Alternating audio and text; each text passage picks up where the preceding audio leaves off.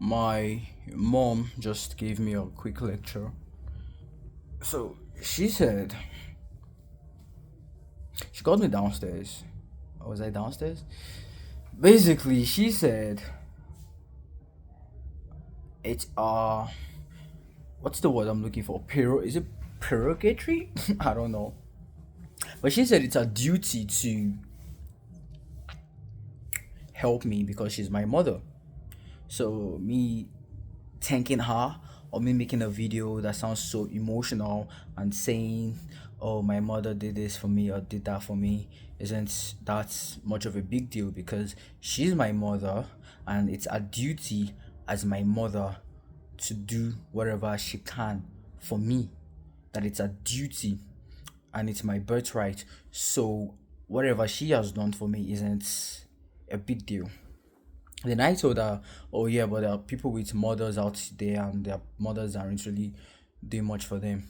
Then she was like, oh, that she was at church today and that was what they were talking about at church today. Basically, if your parents send you to school, it's the duty of the parent to send the child to school. It's the duty of the parents to take care of the child. But at some point, if the parents cannot do more for the child, it's not because the parent doesn't love the child, it's just because they've gotten to their limit. But I'm telling her that I know her limit and I know the kind of sacrifices she made for me. And fine, I'm thanking her for the basics, but I'm also telling her that as a human being, for me personally, she went above and beyond for me because I'm not saying I'm her favorite, but no, I'm her favorite based on how she treats me and my sister. But I don't want to go too deep into that because I don't want any shenanigans. I don't think my sister would ever see this video. So, and she's just crazy.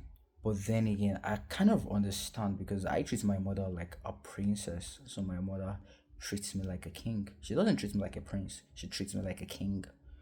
And so one thing I've realized is, although it's a duty to give me the basic of life, she did not give me the basic. Dude, how many people are out here whose mother would believe in their business so much and will never doubt their capacity, not even at a fraction in time, that even when I doubt myself, she is my pillar and she's the one that tells me, "Oh, why would you be doubting yourself?" Dude, my mother is retired from a gratuity. She gave me 2 million. A gratuity is 4 million. She gave me 2 million to pay rent in the UK. Think about that. That is that's crazy. That's insane.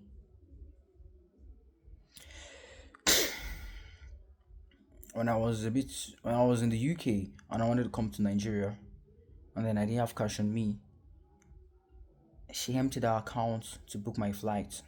And then one of my cousins in America also added some cash. My mother paid, well, I don't know how much the flight is, but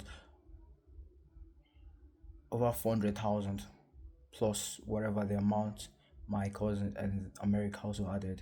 Like, shout out to my cousin in America.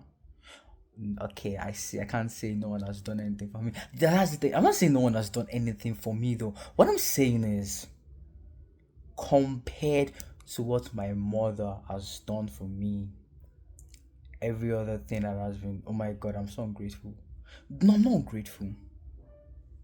I'm not grateful because what I'm saying is, compared to what others have done for me, what my mother has done for me is extraterrestrial. It's phenomenal. It's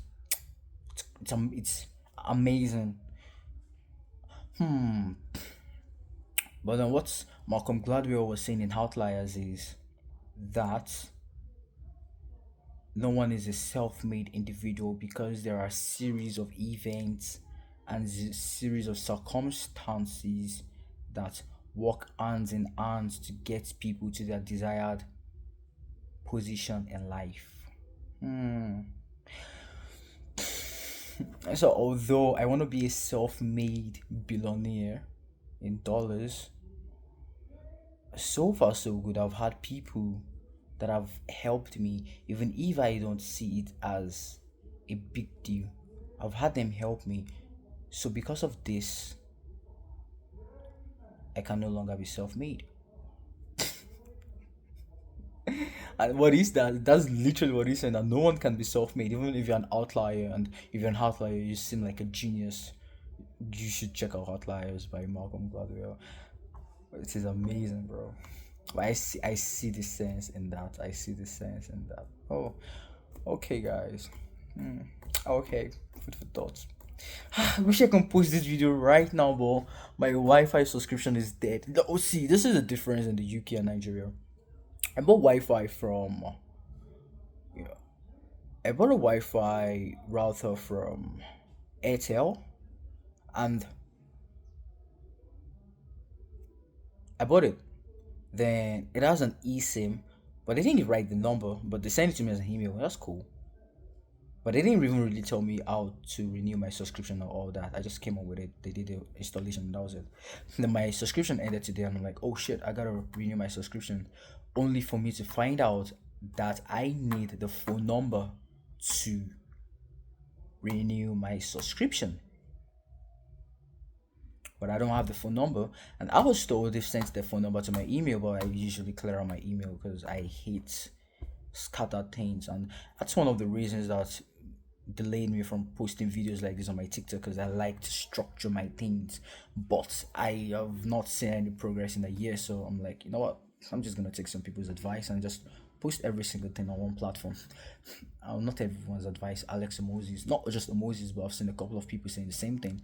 So I'm just gonna post every single of my content on TikTok, then post my business content on my other platforms. But when I was listening to content creation by Omozi on 100 million offers this morning, I think I need to post this type of video across all my platforms, which is not sustainable because, bro, I make a lot of videos.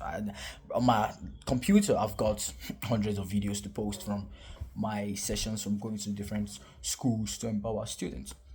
Anyways, now the difference is if I was in the UK, if I was in the UK, the customer care representative would have walked me through the entire process of buying, renewing my subscription, phone numbers, and everything. They'll probably even write the phone number down somewhere to tell me, oh, hello, this is what you've got to use to renew your subscription. And then, even if I'm having issues, there's going to be a customer care line I can just call, and they will tell me the phone number immediately. The customer care in the UK is not even the same. It's not even on the same, it's not even on par with the one in Nigeria, meaning the one in the UK is way better. It is way better. So yeah. Anyways, thanks for watching.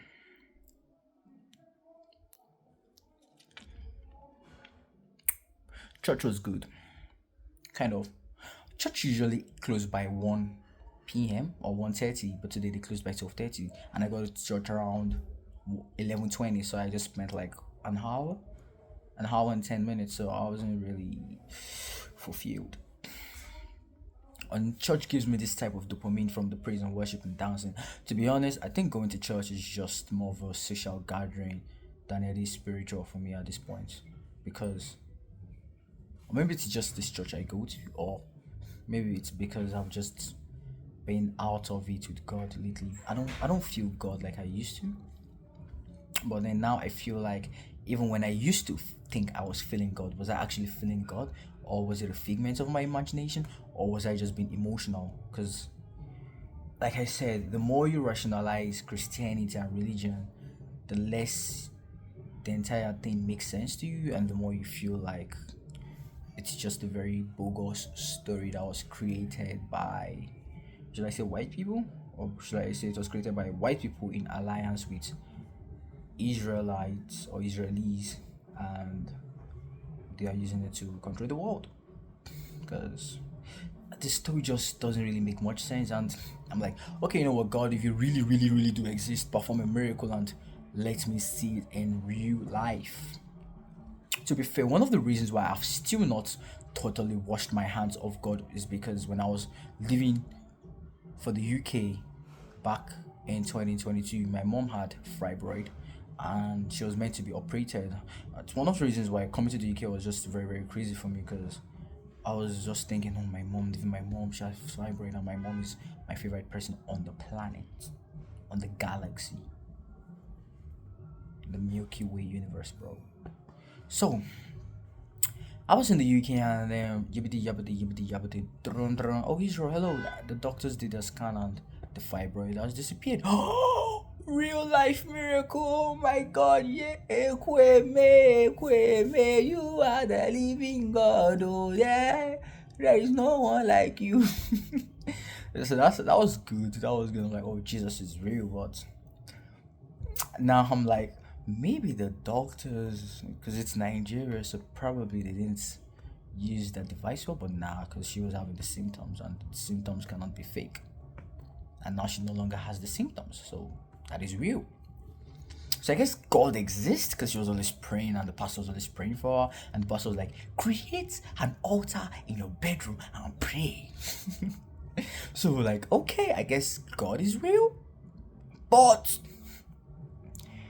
I was about to say you ain't done shit for me though, but I ain't gonna say that because to be fair, I keep on saying I've never really gotten external help from people financially because it's always been the one to help me.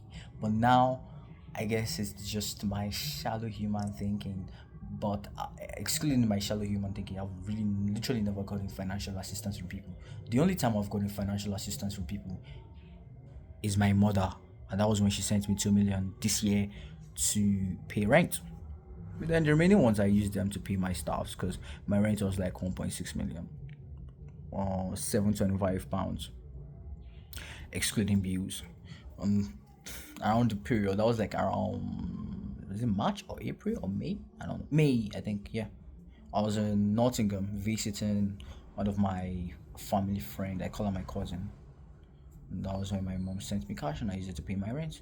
Should have come to Nigeria since then. But the Lord works in miraculous ways. But see, I feel like that's my social programming, saying the Lord works in miraculous ways. Because does he? I don't know. I don't know. I don't know. I thanks for watching.